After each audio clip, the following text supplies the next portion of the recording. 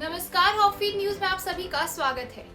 यूरोपीय देश ग्रीस के सुप्रीम कोर्ट ने देश में हलाल वध पर रोक लगा दी है। इसके अलावा कोशेर पर प्रतिबंध लगा दिया गया है। कोर्ट ने पशु वध की इन दोनों प्रक्रियाओं को अमानवीय करार दिया है। हलाल मुख्य रूप से इस्लामी परंपरा और कोशेर यहूदी परंपरा से संबंधित है। कोर्ट ने ये आदेश वहां के पर्यावरण और पशु प्रेमी संगठनों की याचिका पर सुनवाई के बाद दिया। हलाल और कोशेर दोनों प्रक्रियाओं में जानवरों को बेहोश किए बिना ही उन्हें धीरे धीरे मार दिया जाता है। यह पशुवध का सबसे दर्दनाक तरीका माना जाता है। मीडिया रिपोर्ट्स के मुताबिक कोर्ट में याचिका दायर करने वाले समूह Panhellenic animal welfare and environmental federation ने वध से पहले जानवरों के लिए एनेस्थीसिया देने की मांग की थी, जिससे जानवर बेहोश हो सके। अपने आकलन में ग्रीस के सर्वोच्च प्रशासनिक न्यायालय हेलेनिक काउंसिल ऑफ स्टेट ने पशु अधिकारों के समर्थन में तर्कों को सही पाया। अदालत ने ये भी माना कि किसी भी धार्मिक मान्यताएं पशु अधिकारों की अनदेखी नहीं कर सकती है। कोर्ट ने सरकार से पूरे देश में जानवरों के अधिकारों और धार्मिक मान्यताओं के बीच लड़ाई में जानवरों के अधिकारों को सुरक्षित करने को कहा। न्यायालय ने सरकार से समायोजन करने के साथ साथ ग्रीस के स्लॉटर हाउस में हो रही गतिविधियों पर भी नजर रखने को कहा। कोर्ट के आदेश के मुताबिक अब किसी भी जानवर को मारने से पहले उसे बेहोश करना जरूरी है। ग्रीक कोर्ट के इस फैसले का वहां के कुछ धार्मिक संगठनों ने विरोध किया।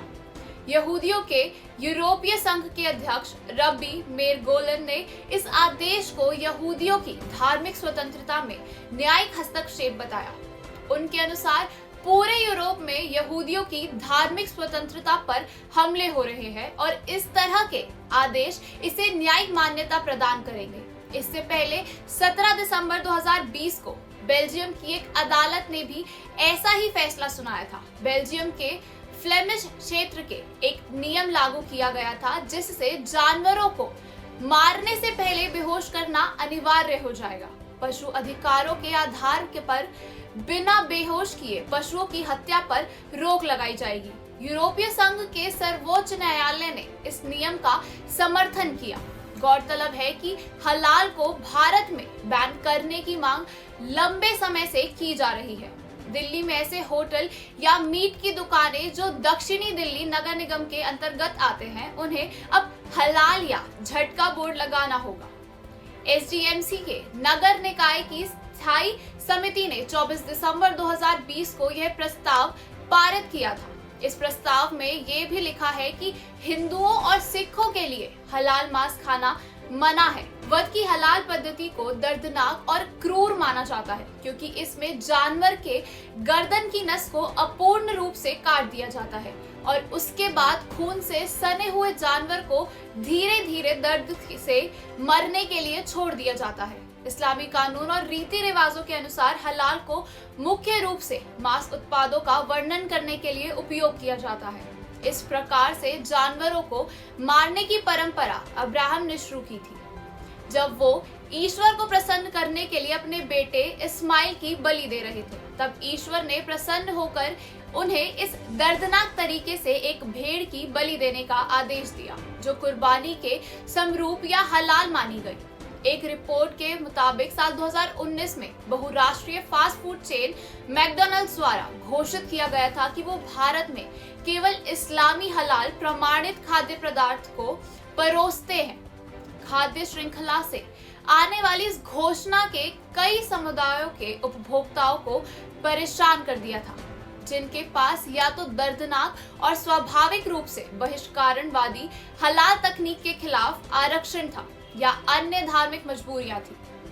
यहाँ यह उल्लेख करना महत्वपूर्ण है कि भारत में मैकडॉनल्ड्स की यात्रा 2 दशक से भी अधिक समय से जारी है। इस अवधि के दौरान भारत के लोगों ने इस फास्ट फूड ब्रांड के साथ एक गहरा भावनात्मक जुड़ाव विकसित किया है।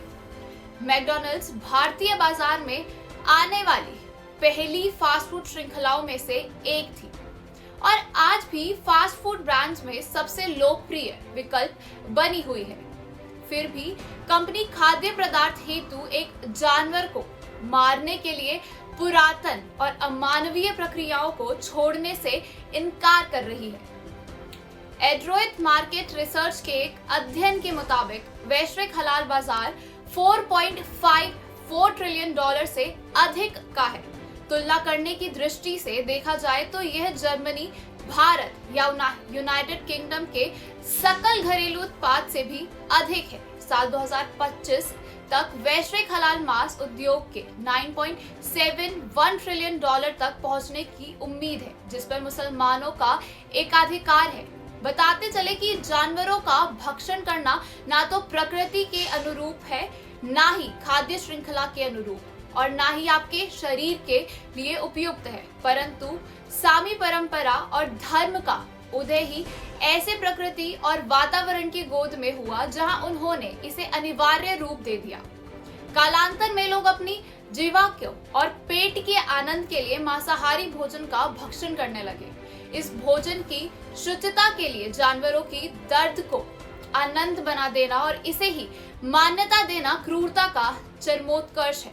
ऐसा करने से पीछे इस क्रूर व्यापार पर सिर्फ मुसलमानों का एकाधिकार सुनिश्चित करना है। यह संवैधानिक रूप से भी गलत है, क्योंकि राज्य के नीति निर्देशक सिद्धांतों के अनुसार संविधान हमसे और शासन से पशु पक्षियों के संवर्धन और संरक्षण की अपेक्षा करता है। मुसलमान इस पद्धति को त्यागने के लिए उद्यत नहीं है और हमारी सरकार में शायद ग्रीस जैसा ऋण नहीं है। देश हित चैनल हॉक फीड को सब्सक्राइब करें और खबरों को शेयर करें।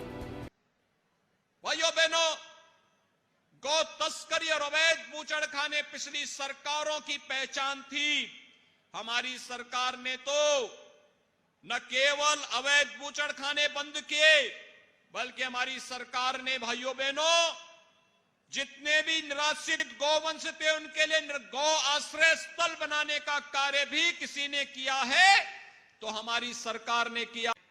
पहले गौ तस्करी होती थी, अवैध बूचड़खाने चलते थे।